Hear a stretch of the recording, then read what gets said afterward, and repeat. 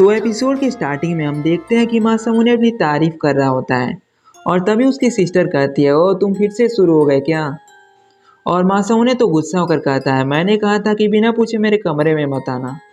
और वो कहती है कि आज भी तुम बहुत ही शोर मचा रहे हो, कम से कम फ्रेंड्स में तो ऐसा मत करना। और तभी उनकी मदर आकर कहती है, ब्रेकफास्ट का टाइम हो गया। एंड इस बार भी उन्होंने कई सारे फ्राइड फूड बनाए होते हैं एंड मासूम तो गुस्सा होकर उन्हें रूम से बाहर निकाल देता है। एंड वो यहाँ पर कहता है कि अब तो सबसे बड़ी अपॉर्चुनिटी खुद ही आ रही है और इस बार तो मैं पक्का जीतने वाला हूँ। और दूसरी ओर योशिनो और आकी जाने के लिए तैयार हो रहे होते हैं और मासूम भी घर से बाहर निकल जाता है। एंड फिर हमें नेक्स्ट सीन में एक लड़की को दिखाया जाता है जो कि अपने बड़े भाई से फ़ोन पर बात कर रही होती है। एंड वो कहता है, तुम्हारा वक्त तो मास्टरपीस है, लेकिन तुम्हें जापानीज हाई स्कूल स्टूडेंट्स के बारे में सोचना चाहिए एंड उनके बारे में और ज़्यादा जानना चाहिए। एंड वो कहती है, तो आखिर में मेरा सब कुछ काम करना बेकार है, चाहे मैं कितने भी प्रैक्टिस कर लूँ।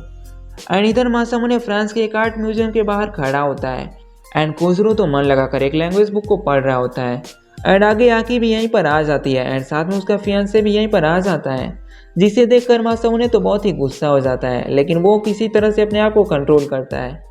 एंड तभी मासूम इन सबको देख कर सोचता है, ओह हम तो पक्का लैंड ऑफ आर्मर में है एंड ये तो मेरा फाइनल प्ले के लिए बेस्ट जगह होने वाला है जहाँ पर मैं उसे रिजेक्ट करने वाला हूँ। एंड तभी आके उसे कहती है, क्या तुम ट्रिप के दौरान कुछ फ्री टाइम निकाल सकते हो। और मासूम कहता है, तुम कहना क्या चाहती हो। तो वो कहती है, कुछ नहीं, मैं तो बस यही कह रही हूँ कि हमें अच्छे से बात कर लेना चाहिए। जिसे सुनकर मासूम हैरान हो जाता है एंड तभी वो इसे टकरा जाता है एंड वो कहता है, आप ठीक तो हो। एंड ये लड़की उससे पूछती है, तुम जैपनीज हो क्या। और मासूम कहता है, हाँ मैं तो एक हाई स्कूलर हूँ। ये सुनते वो बहुत ही खुश हो जाती है और कहती है, अरे वाह, मुझे चिकुआ कुन तो मिल ही गया। एंड फिर वो कहती है, मेरा नाम मूरियल बेसोन है और मैं तो अभी हाई स्कूल के सेकेंड ईयर में हूँ। एंड ये दोनों भी अपना इंट्रोडक्शन देते हैं।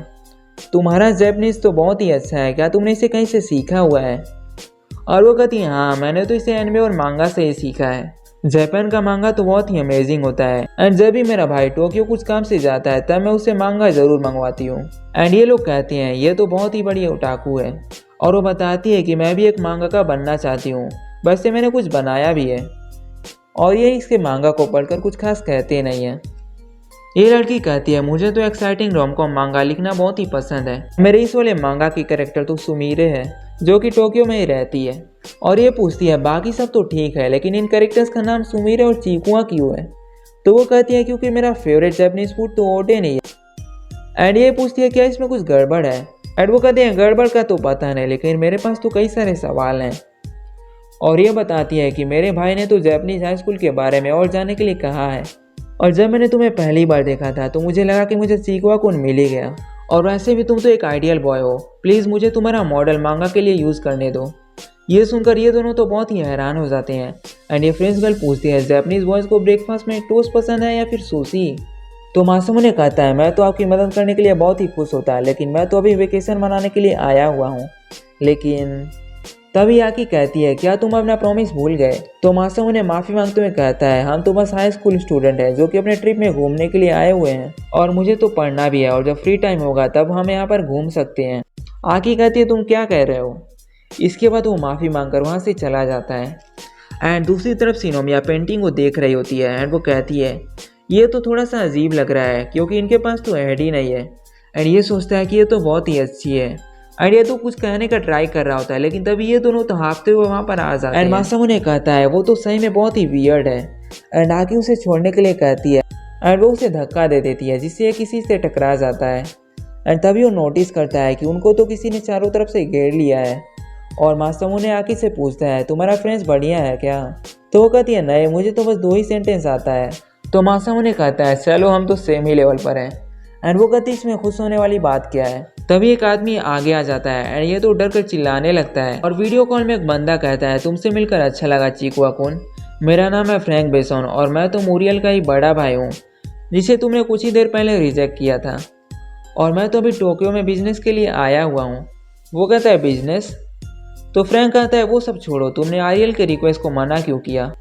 इस दुनिया में मूरियल को रुलाना ही सबसे बड़ा पाप है और दूसरा सबसे बड़ा पाप है मूरियल को डिसअपॉइंट करना। एंड अगर तुम वाकई में इस लड़की के साथ रहना चाहते हो तो क्यों ना तुम उसे रोमकॉम के बारे में सिखा दो। एंड ये तो आसान ही होगा, है ना चिकुआ कुन। एंड अगले सीन में योशिनो कहती है अच्छा तुम्हें जो फ्री टाइम मिलेगा उसे तुम्हें आकी और इस मांगा गर्ल के साथ बिताना पड़ेगा। ऐसा कैसे हो गया? और मासामुने कहता है माफ़ करना मास्टर, आपका प्लान तो अच्छे से काम कर गया था लेकिन अभी तो कुछ गड़बड़ हो गई है। और योशिनो कहती है प्लान, बट मैंने तो कुछ नहीं किया है। तो मासामुने कहता है क्रूएल प्रिंसेस ने तो मुझे 1 to 1 बात करने के लिए ट्राई किया था, मुझे लगा कि आपने कुछ किया होगा। रुको, इसका मतलब हो सकता है कुछ ने खुद से ही ट्राई किया होगा। तो योशिनो कहती है ये तो बढ़िया बात है, एंड अगर कोई और तुम्हारे लाइन के बीच में आता है तो मैं तुम्हारी हेल्प फिर से करूँगी। एंड तभी मासामुने को एक मैसेज आता है कि कोजरो और बाकी सब लोग उसका इंतज़ार कर रहे होते हैं, एंड वो यहाँ से चला जाता है। एंड इधर मासामुने कहता है कितनी देर लगाओगे गासो, जल्दी से बाहर आओ। एंड गासो कहता है बस थोड़ी देर और। एंड ये तो परेशान हो गया होता है, एंड वो तो पहले के सीन के बारे में सोचता है जब वो आकी से एक शॉप पर जाने के लिए कहता है, लेकिन वो कहती है कि उसे कुछ और काम है, और ये बताता है कि मुझे तो पैसों की बहुत ही ज़रूरत है। एंड प्यार और जेंडर से तो कुछ मैटर ही नहीं करता है, यहाँ पर तो सब कुछ पैसा ही है।